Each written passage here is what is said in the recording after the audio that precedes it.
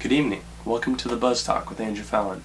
Tonight we are regarding the topic of exotic pet ownership. Now, in an overview of exotic pet ownership regarding different states and the fact of owning one, it could range in all different states. For example, in Florida, you can own such things as lions and tigers and bears. Oh my. Now, in these states though, such as Florida, where you can own such numerous animals, there have been over 227 different animal incidents. For example, there was a female resident in Florida that happened to have a tiger bite her head. Though the lady did survive, it was still a very severe incident. Such states as Texas, where you can own a tiger, a 3-year-old boy was presented with a photo with the tiger, and when he approached the tiger ended up grabbing him, dragging him, and dragging him until he died.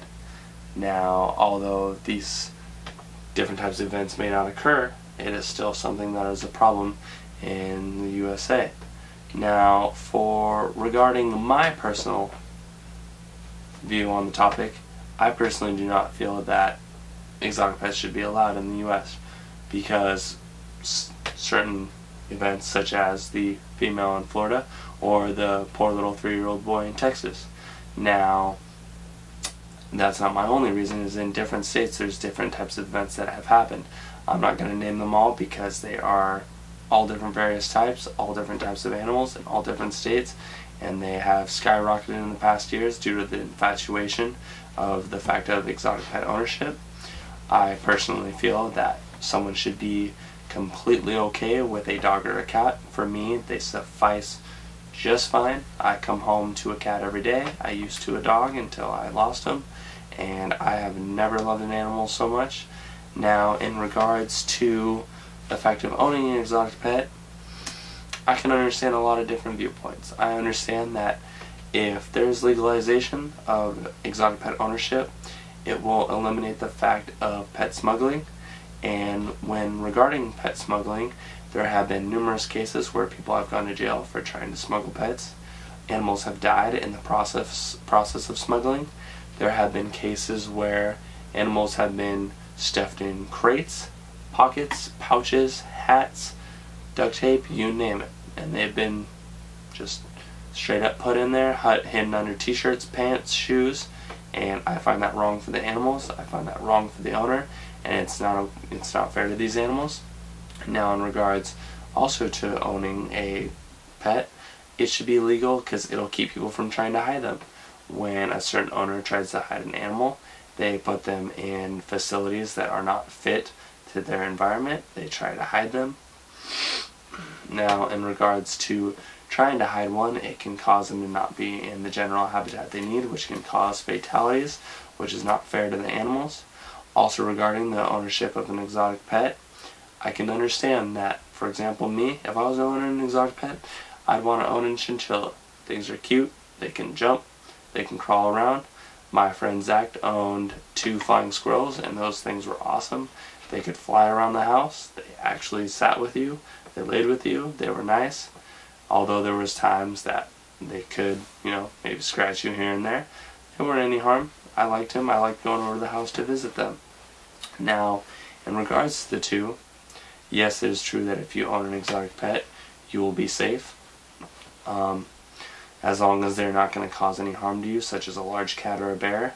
Now, if you don't own an exotic pet, such as, say, maybe a bird, a dog, or a cat, you're going to be fine. A bird, yes, could maybe beak at you here and there, but I don't think you're going to undergo any physical harm. Now, a dog or a cat are a common household pet who maybe on rare occasion caused harm to a human being, which is normally in self-defense. Although maybe a pit bull, if brought up wrong, you could have a serious case with them. But as exotic pets go, it could be the same thing. I can understand that viewpoint, where if they were brought up in the wrong household or they were just treated unfairly, they could do that. But at the same time, if they are to be domesticated, there is still that little bit of wild side in them that could snap at any moment. For example, there was a monkey that was a TV star for almost 50 years, and this monkey had just one rare case where it snapped and it literally ripped a person's face clean off. Did anybody see it coming? They did not. Did it happen? It did. Did this person undergo severe harm? Yes, he did.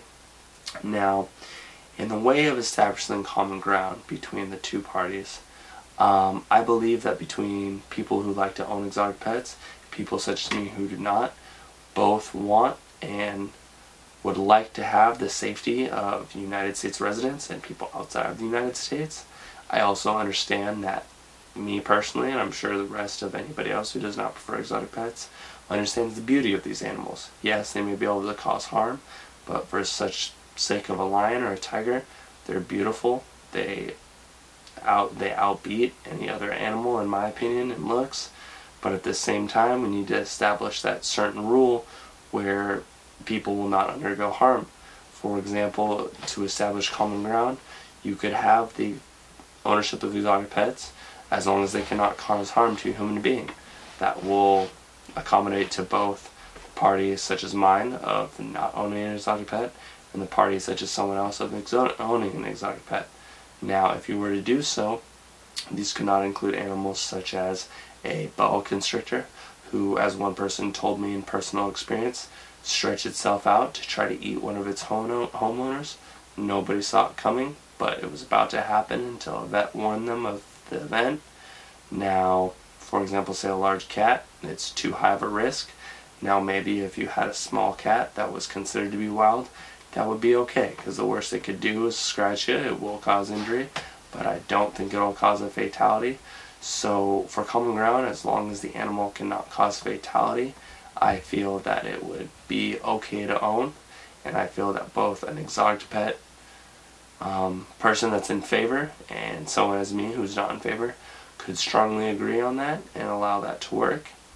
Now, in the way of priorities and implications, a lot of people may implicate that people such as me who do not want an exotic pet, say could not afford one or couldn't handle one, I could very easily afford an exotic pet or own one. It's just the fact of I don't find it necessary. I don't think they are a necessity.